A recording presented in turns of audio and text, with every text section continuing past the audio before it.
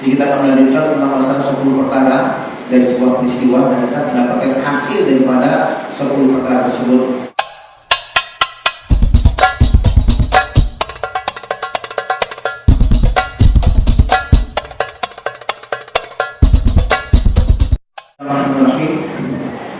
Assalamualaikum warahmatullahi wabarakatuh. Waalaikumsalam warahmatullahi wabarakatuh. Alhamdulillahirrahmanirrahim. Alhamdulillah, salatan wassalamu ala rasulillah Muhammad ibn Abdillah wa ala alihi wa sahbihi wa man ba'du. Puji syukur kepada Allah yang alhamdulillah sampai hari ini Allah masih memberikan kepada kita kenikmatan panjang umur dalam keadaan sehat walafiat. Allah masih memberi kepada kita kenikmatan iman Islam dari seluruh rangkaian kenikmatan kita dapatkan Allah Taala. Mudah-mudahan sebagai suatu wasilah agar kita bisa senantiasa menuju rahmat dan ridha Allah Subhanahu wa Taala. Amin ya rabbal alamin. Selawat serta salam tercurahkan kepada baginda Rasul, kita berdoa, kita berdoa dan kita minta kepada Allah Subhanahu wa Taala agar diri kita dalam ini diberikan kekuatan lahir batin agar dapat istiqamah terus menerus untuk bisa menjalankan sunnah-sunnah Rasul untuk menggapai daripada satu kehidupan yang abadi penuh dengan Allah surga yang nanti yaumil qiyamah. Amin ya rabbal alamin. Marilah kita sama-sama membuka menjadi kita dengan membaca surah Al-Fatihah Al-Quran, kita bertawasul kepada baginda Rasul sahabat Rasul awliya salih dan juga bertawasul kepada sahabat kita Syekh Nawawi bin Al-Bantani. Yang pertama kita mohon kepada Allah dengan selalu surah kita baca, mudah-mudahan Allah kita doakan untuk kepada kedua kita, keluarga kita, saudara-saudara kita, guru-guru kita, semua yang telah terkena rahmat Allah. Mudah-mudahan mereka semua mendapatkan ampunan dari Allah Subhanahu wa Taala. Allah akan menerima segala mudahan mereka, Allah Taala kepada mereka, dan Allah menjadikan keberkahan Allah dan hadiah dan jannah dan surga dari Allah Subhanahu wa Taala. Amin ya rabbal alamin. Dengan surah kita baca, kita mohon, kita berdoa kepada Allah Subhanahu wa Taala. Mudah-mudahan Allah menjadikan keluarga kita keluarga sakinah, keluarga rahmah. Allah menjadikan putra-putri kita anak-anak yang saleh dan salehah, senantiasa Allah memberikan kemudahan serta jalan keluar atas segala kesulitan serta problem yang kita alami baik dalam kehidupan dunia maupun nanti di kiamat. Senantiasa Allah memberikan kepada kita ilmu yang bermanfaat yang dapat kita amalkan dan kehidupan kita di akhirat. Senantiasa Allah memberikan kemudahan dan segala kesulitan serta problem yang kita alami baik dalam dunia akhirat. Senantiasa Allah memberikan kepada kita akan rezeki yang halal yang banyak yang penuh keberkahan Allah Subhanahu wa Taala. Amin ya rabbal alamin. Dengan segala kita baca, kita mohon, kita berdoa kepada Allah Subhanahu wa Taala untuk kita lakukan atas diri kita masing-masing, dalam keluarga kita, saudara-saudara kita, keluarga kita, guru kita, semua yang sedang sakit malam hari ini untuk sebelumnya. Dengan proses kita baca, mudah-mudahan Allah mengangkat penyakit kita tinggalkan semua, sehingga kita dan juga mereka semua selalu dalam sehat walafiat dalam iman Allah Subhanahu wa Taala. Amin ya rabbal alamin. Al-Fatihah yang selesai kesadaran wa'ala wa'ala yang selesai Syekh Nawawi bin Al-Bantani wa'ala sya'adil wa-tariq kita rahimahullah sya'adil wa'ala sayyidil wa'ala sya'adil wa'ala sayyidil wa'ala sya'adil wa'ala sayyidil wa'ala wa'ala wa'ala Rahman wa kita wa'ala sayyidil wa'ala wa'ala Muhammad bi Abdul Hashim wa'ala sayyidil wa'ala Muhammad. Allahumma salli wa sallim wa barik alaihi wa alihi. Ya Rabbi bil Mustafa balligh maqasidana waghfir lana ma madha ya wasi'al karami. Ya Rabbi bil Mustafa balligh maqasidana waghfir lana ma madha ya wasi'al karami. سواك عند حلول الحادث العالمي. يا رب بالمصطفى بلغ مقاصدنا واغفر لنا ما مضى يا واسع الكرم. رسول الله جاءك بذي الكريم تجلى باسم منتقم يا ربي بالمصطفى بلغ مقاصدنا واغفر لنا ما مضى يا واسع الكرم يا رب واجعل رجائي غير منعكسين لديك واجعل حسابي غير منحرمين يا ربي بالمصطفى بلغ مقاصدنا واغفر لنا ما مضى يا واسع الكرم تقنتي من زلة عظمى إن الكبائر في الغفران كاللامم يا ربي بالمصطفى بلغ مقاصدنا واغفر لنا ما مضى يا واسع الكرم اللهم صل وسلم وبارك عليه وعلى آله. Alhamdulillah kita berdoa pengajian kita mengingat basmalah dalam dan berselawat kepada Nabi Muhammad Ibn Abdullah sallallahu alaihi wasallam. Insyaallah hakul yakin doa kita, permohonan kita, kemudian kita akan dikabulkan Allah Subhanahu wa taala, terutama senantiasa Allah kepada kita ilmu yang bermanfaat yang insyaallah dapat kita amalkan dalam kehidupan kita dan kita ajarkan kepada yang lainnya untuk mencari ridha dan rahmat dari Allah Subhanahu wa taala. Amin ya rabbal alamin. Bila kita teruskan pengajian kita masalah ibad karangan Syekh Nawawi bin Al-Battani halaman 7 terakhir. Qala al-musannif rahimahullah ta'ala nafa'ana bihi wa rafidna amin.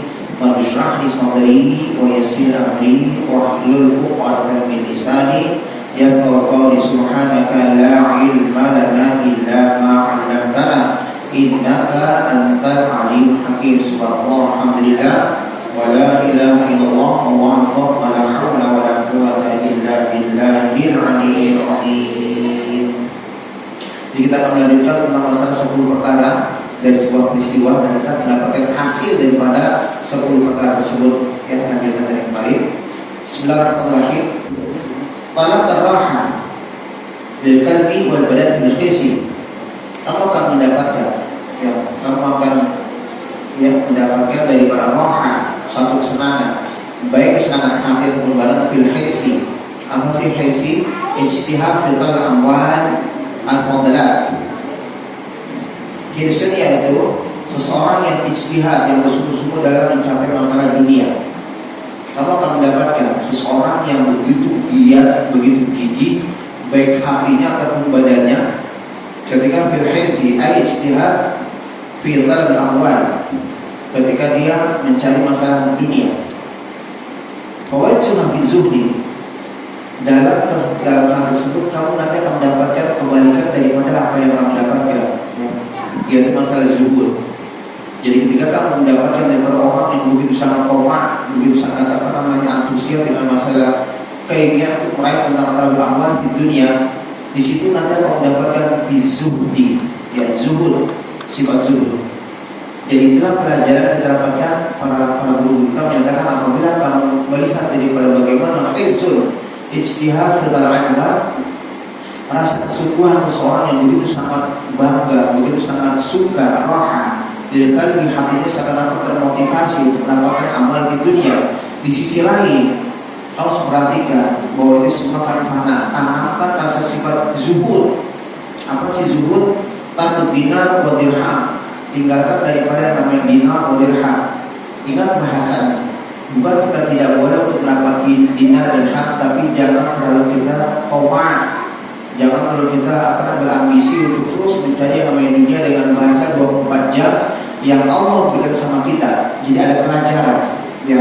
Jadi 10 yang kamu dapatkan daripada sebuah pekerjaan, 10 yang kamu hasilkan daripada sesuatu yang ada tersebut. Jadi ketika seseorang yang hirsun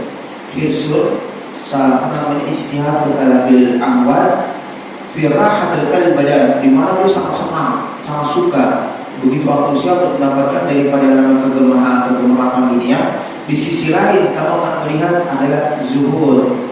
Kita harus kita ambil pelajaran.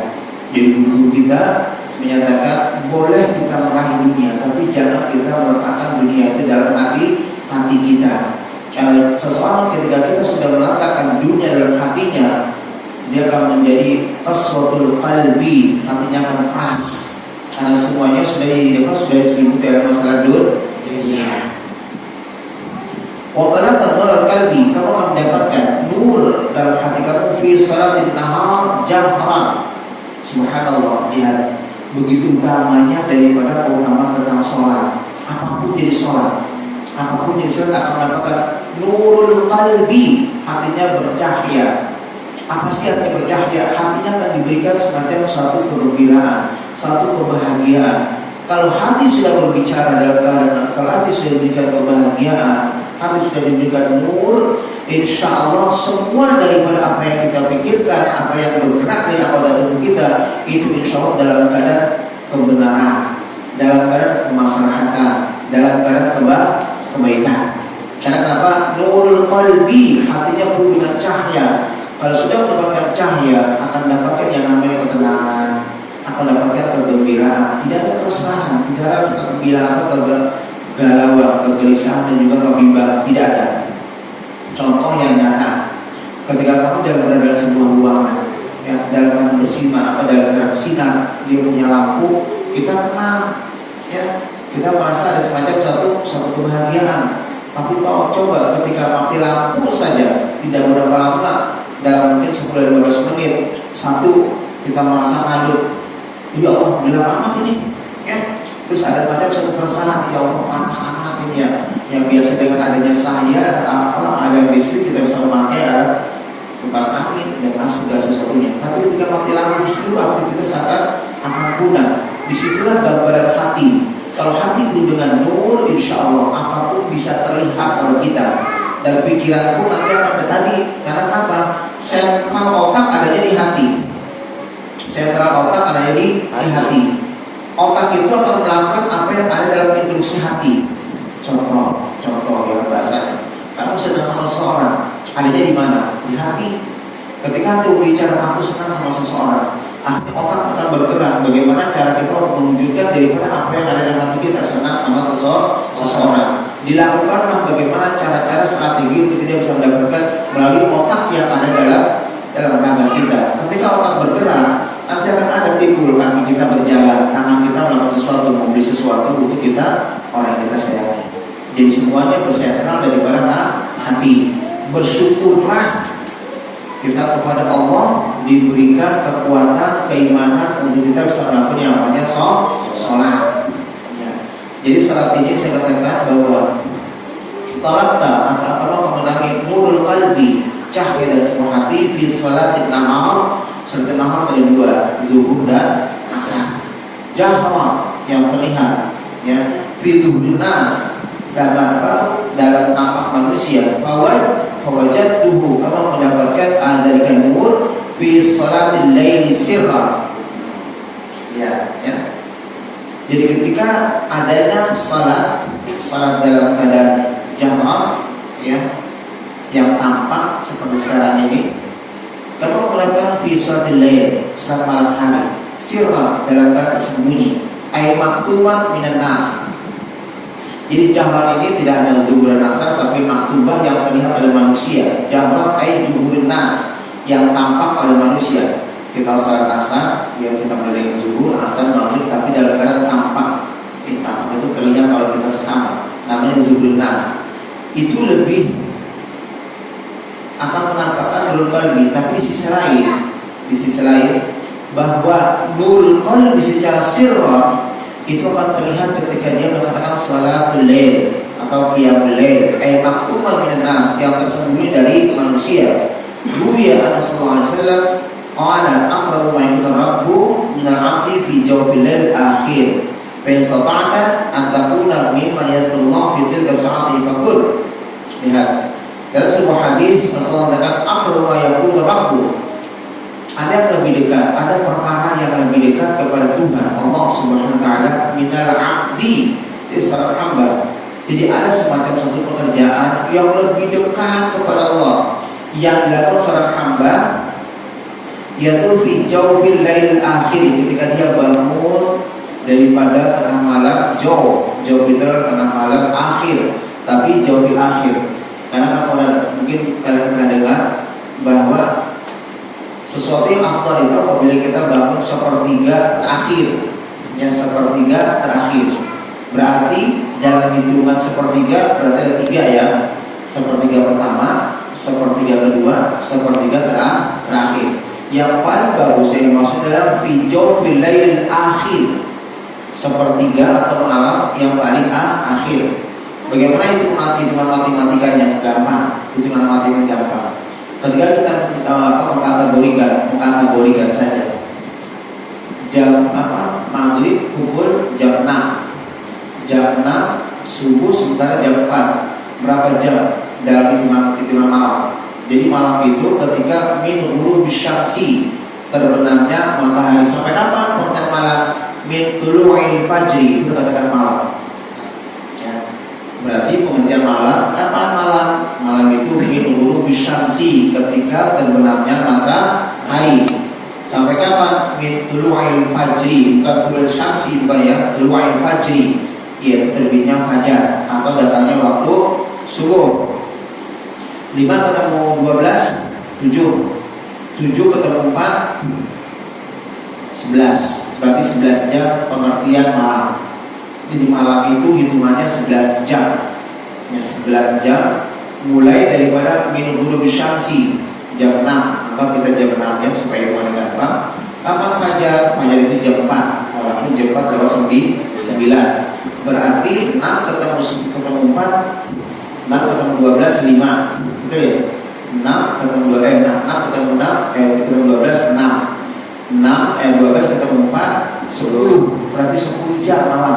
Sekarang agak ini ya, agak agak mundur. Soalnya subuhnya sekarang jam 4 lewat 9. Berarti 10 jam. 10 jam dibagi sepertiga, berarti bagi 3. Kurang lebih sekitar 3,5 jam. 3,5 jam. Kita hitung kapan sepertiga pertama. Sepertiga pertama dari jam 6 tambah 3,5, berapa tuh? 9,5. Itu adalah sepertiga pertama. Boleh kita mau qiyamul lail? Silakan. Contohnya bagaimana? Contohnya adalah sholat tarawih. Boleh. Ya, namanya qiyamul lail. Di sini kan dikatakan fi jawfil lail al-akhir. Jadi yang afdal adalah waktu malam tapi yang terakhir, sepertiga terakhir. Berarti sepertiga pertama dari jam 6 sampai jam setengah 9. Sepertiga kedua setengah 9 tambah 3,5, berarti jam 9 tambah 3 berapa? 12. 12 setengah tambah setengah 1. 12 tambah 1 13. Berarti jam 1 malam. Aduh, matematika. Jam 1 itu namanya dari jam 9 sampai jam 1 itu adalah jam sepertiga kedua. Kapan sepertiga terakhir? Dari jam 1 sampai jam 4. Itulah waktu yang paling afdal. Ya. Dan biasanya sudah terkecoh kita. Bola jam 1, mata melek. Ya. Di jam 3 ngantuk tidur, sebelumnya nanti setengah 7. Jadi menggunakan waktu sepertiga terakhir dengan nonton bola. Padahal di sini dikatakan aqrabu ma yakunu rabbu, aqrabu, sedekat-dekatnya sebuah perkara kepada Tuhan kamu Allah Subhanahu minal abdi, yang dilakukan oleh seorang hamba fi jawfil akhir, ya, dalam fi jawfil akhir ketika tengah malam terakhir. Fa in istata'ta, apabila kau mampu takunu untuk kamu lakukan mimman yadhkurullah, apabila kamu mampu. Lihat, Rasul tidak masak sama kita.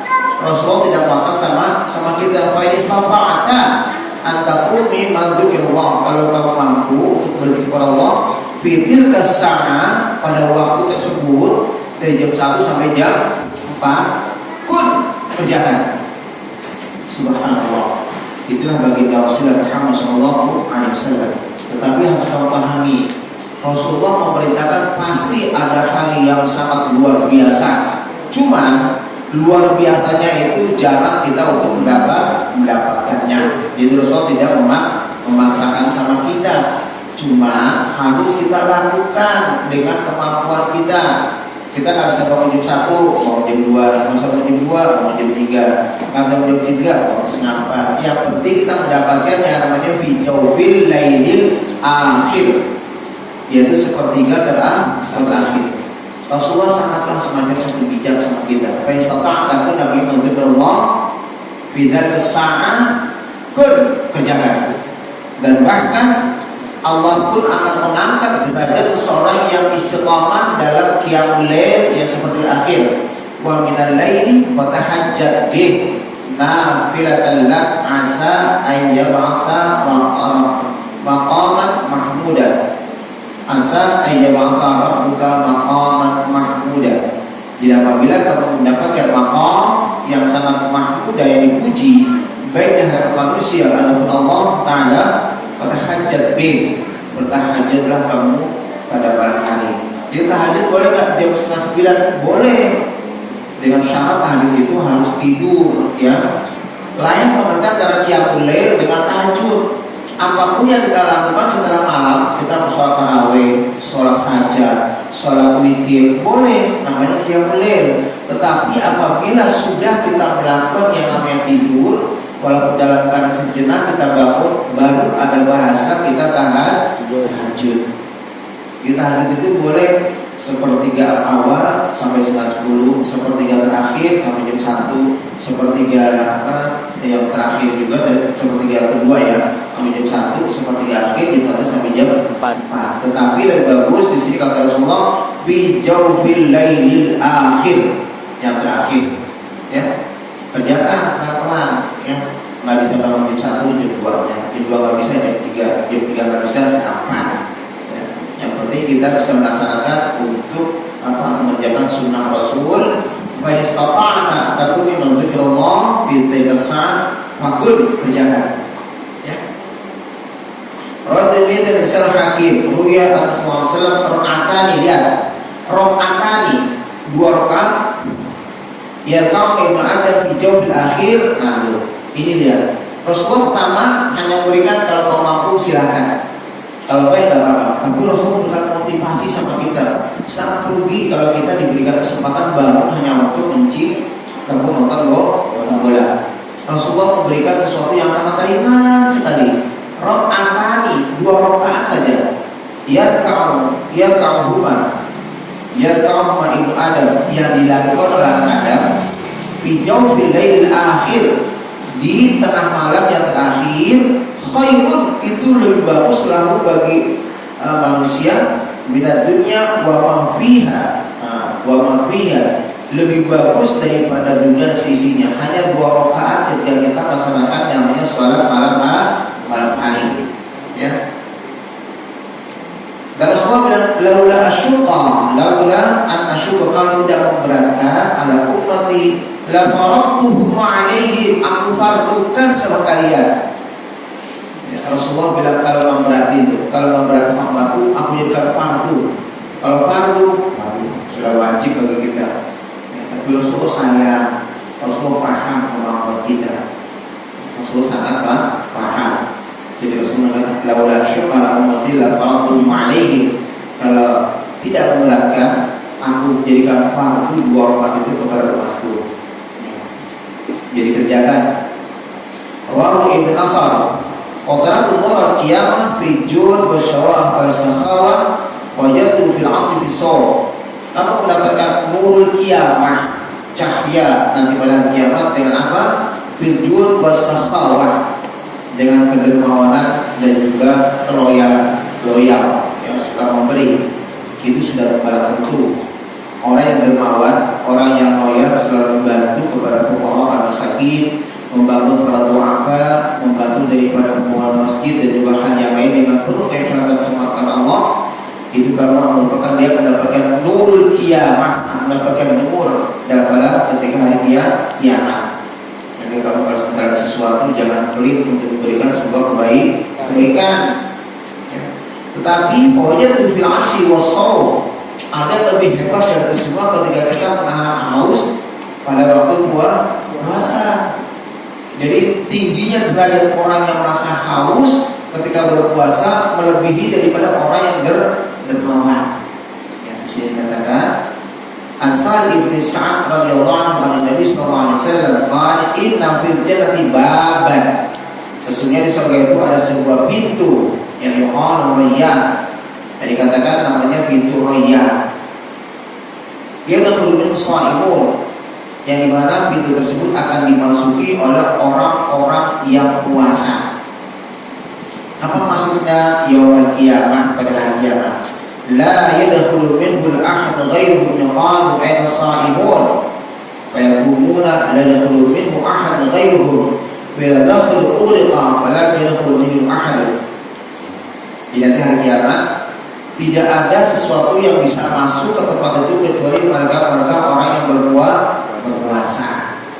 Ya. Ketika mereka semuanya la yadkhulu ahad ghairuhum fa idza dakhalu, apabila orang-orang yang suka sering puasa, baik Ramadan, terutama Ramadan ya, karena Ramadan itu merupakan yang sangat fardu yang wajib kita lakukan.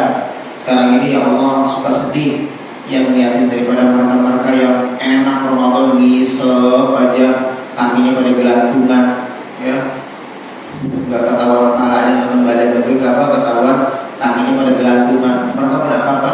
Ramadan sebenarnya hari biasa, Senin, Selasa, Rabu, Kamis, cuma Sabtu, Minggu dianggap hari biasa. Padahal mereka mohon maaf sudah susah, ya, sudah nggak bahagia, nggak puasa lagi. Padahal saya dikatakan bahwa derajat dari orang yang merasa haus ketika puasa itu melebihi daripada orang juhud wasakhawa, orang yang dermawan. Orang dermawan wajar, ya, karena dia punya duit, dia punya harta, bisa memberi. Tapi masalah puasa itu subhanallah, apalagi rasa kenikmatan yang sangat luar biasa. Asyu fisol, teriknya akan membuat dahaga sangat luar biasa. Terasa kaya, miskin, kalau haus ya haus, ya, terasa haus. Dan itu yang saya katakan khairun, lebih bagus. Ya. Dan nanti orang-orang yang berpuasa dia punya yang namanya satu tempat khusus di surga namanya Rayyan. La yadkhulu ahaduhum, yang tidak bisa masuk salah satu di antara mereka kecuali as-shaim, orang-orang berpuasa. Ketika nanti orang sudah berpuasa pada masuk itu dikunci, nggak bisa lagi orang lain masuk. Jadi ketika mereka yang puasa Ramadan, puasa Senin Kamis, puasa daripada Yaumul Bid, ya, apapun jenis puasanya, itu insya Allah mereka mendapatkan kesempatan masuk kepada babur Rayyan, surga yang namanya Rayyan.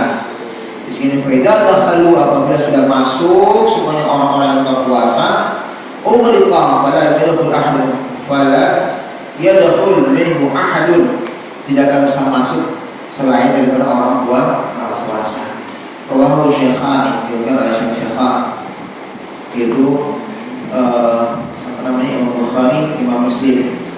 Wa Abi Sa'id radhiyallahu anhu qala Rasulullah sallallahu alaihi wasallam, ma min 'abdin, tidaklah seseorang yang puasa yasum fisabilillah di jalan Allah illa ba'dallahu, kecuali Allah jauhkan biwajhihi, wajahnya anna sab'ina kharifan, itu 70 khirib. 70 khirib itu satu khirib 2 posko, ya, satu posko itu sekian, yang mungkin bahasanya kalau sekitar 70 kilo, subhanallah, ya, wajahnya dijauhkan dari neraka.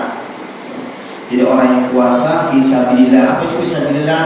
Bukan berjuang, ya, artinya ikhlas mata-mata karena Allah Subhanahu wa ta'ala, beridhah maratin nas, untuk harapan daripada pamer sama manusia. Dan dia puasa semata-mata karena Allah. Ya. Kalau itu dikerjakan oleh seorang hamba, illa ba'dallah dzalika wajhuhu 'anil nar, Allah akan menjauhkan Allah akan menjauhkan daripada wajah orang tersebut dari api neraka sebanyak 70 khalif, yaitu 70 khalifah.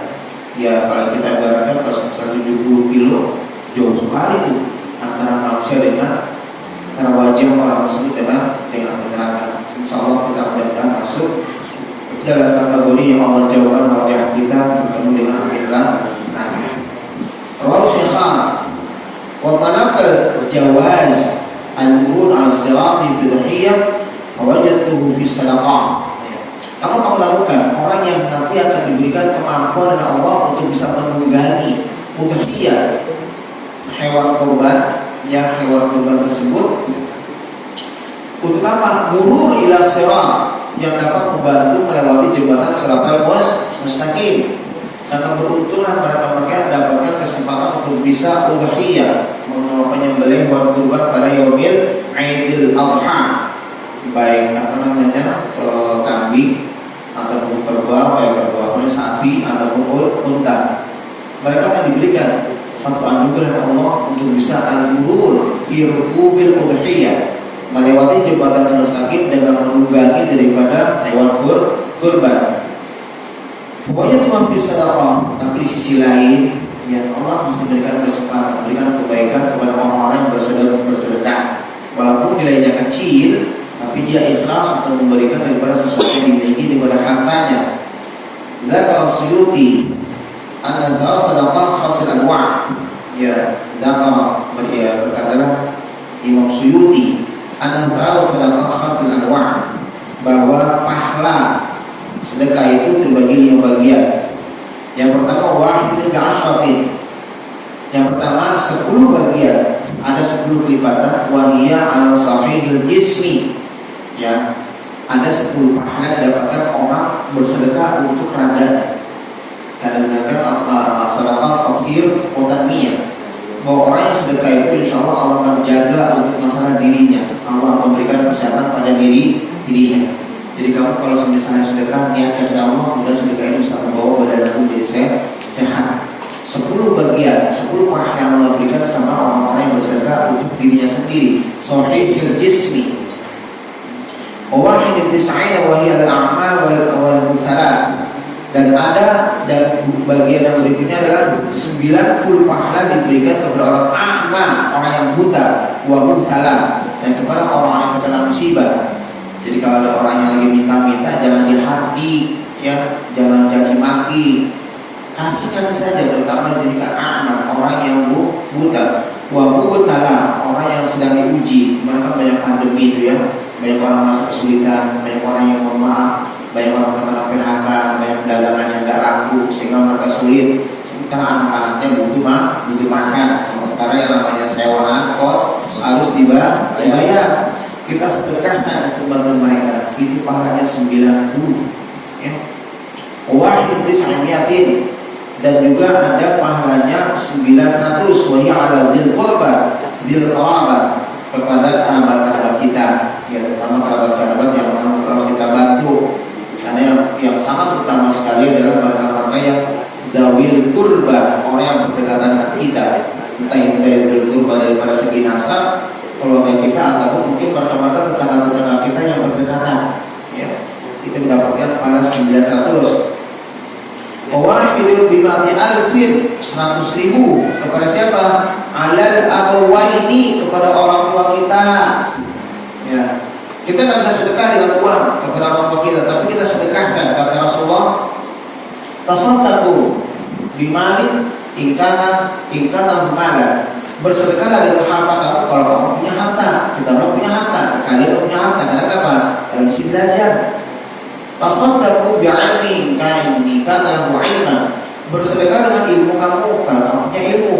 Artinya ketika kamu diberikan ilmu sama guru kamu, sama siapapun juga menasihatin sama kamu, ayo kamu sekarang punya ilmu. Ketika orang tua kamu mungkin minta suatu pelajaran, kamu sekolah nih, ajarin ibu dong, ikro atau apa, ajarkan ya. Hal tersebut insya Allah kamu berikan kemanfaatan dan juga memberikan ganjaran 100.000. Ingkana tasaddaqu bi quwwatin, ingkana quwwatan. Kalau kamu gak punya ilmu, mohon maaf, aku belum bisa ngajarin ibu, belum ngajarin bapak, ini aku juga masih belajar, belum punya apa-apa. Kekuatan kamu sedekah ke orang tua kamu. Nah, ntar bantu ibu, ikut ibu ke pasar ya, ibu belanja nih, ntar tolong dibantu. Jangan aku bilang, capek bu, becek lagi di pasar, jangan ya. Jangan anak-anak tersebut sedekahkan daripada badan kamu untuk membantu daripada orang tua. Jangan kamu membantah sesuatu yang nantinya akan menyakiti daripada anak orang tua. Rasulullah nantikan Allah fi ridhal walidain wa sukhtullah fi sukhtil walidain. Allah akan redha, Allah akan senang, Allah akan cinta kepada hambanya di mana hambanya itu merasa menyenangi kedua orang tua.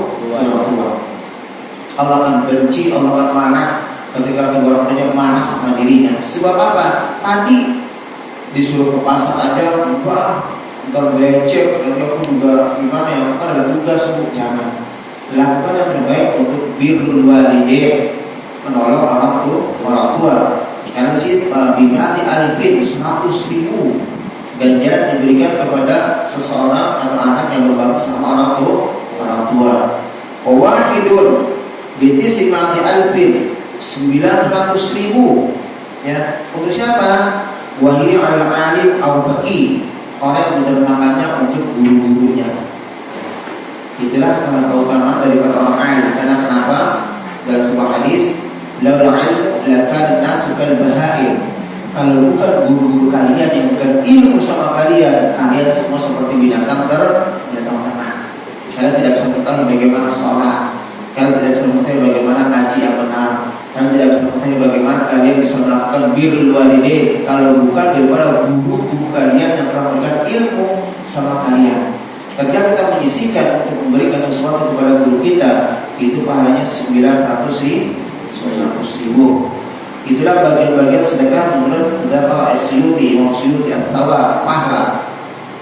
Jangan katakan apa iya, semuanya harus kita yakini. Karena kenapa? Sedekah merupakan sesuatu yang akan memberikan kebaikan kepada sama kita. As-salatu tanfa'ul mu'minin. Sedekah itu memberikan kemanfaatan bagi orang-orang beriman. Di sisi lain, as-salatu tanfa'ul bala. Sedekah itu akan menolak bala yang akan turun pada diri kita. InsyaAllah akan kita teruskan, ya, kita teruskan. Intinya kita berdoa sama Allah agar kita diberikan kemampuan untuk pelan-pelan berpuasa, ya. Pelan-pelan kita bersedekah dengan apa yang kita miliki. Kalau kita punya uang, ketika di jalan raya ada orang mohon maaf, ada orang pengemis, ada yang butuh kasih, jangan menggerutu, nih kasih ya, besok kau kerja, besok jangan minta lagi, gak usah. Kalau mau ngasih, dengan gak usah ngasih, ya. Jangan gak usah kita melakukan kata-kata yang akan menyakiti seseorang, yang nanti akan membatalkan daripada nilai pahala sedekah kita. Dan kita berdoa sama Allah, mudah-mudahan kita bisa melakukan as-salat fi jawfil lailil akhir, salat di tengah malam yang terakhir.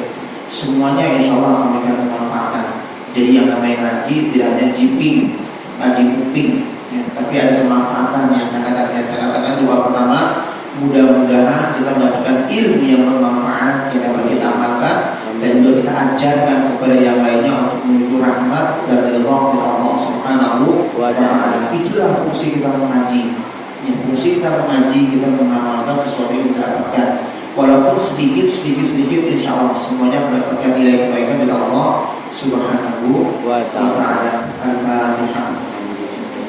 Bismillahirrahmanirrahim. Alhamdulillah. إياك نعبد وإياك نستعين صراط المستقيم صراط الذين أنعمت عليهم غير المغضوب عليهم ولا الضالين آمين. قال النبي محمد صلى الله عليه وسلم ما قلته أنا ومن قبلي لا إله إلا الله.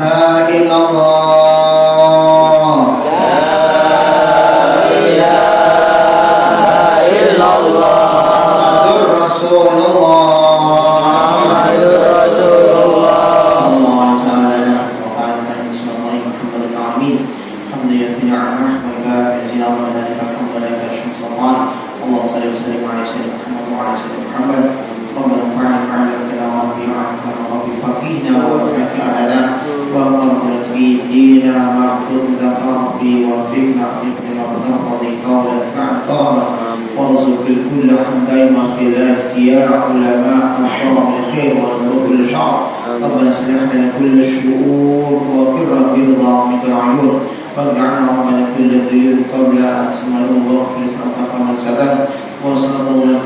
المصطفى من الحق معنا والوفاء بتنفيذ لنا شفاء وعن الشرار والصحب المصلوات اللهم اهدنا بهداك واجعلنا ممن سنفر الرحمة والدين ولي والسوى ولا تجعل ممن خالف امر وصاق وحسبنا الله ونعم الوكيل نعم المولى ونعم النصير ولا حول ولا قوة الا بالله وصلى كلامك الرسول الحمد لله رب العالمين. Assalamualaikum warahmatullahi wabarakatuh.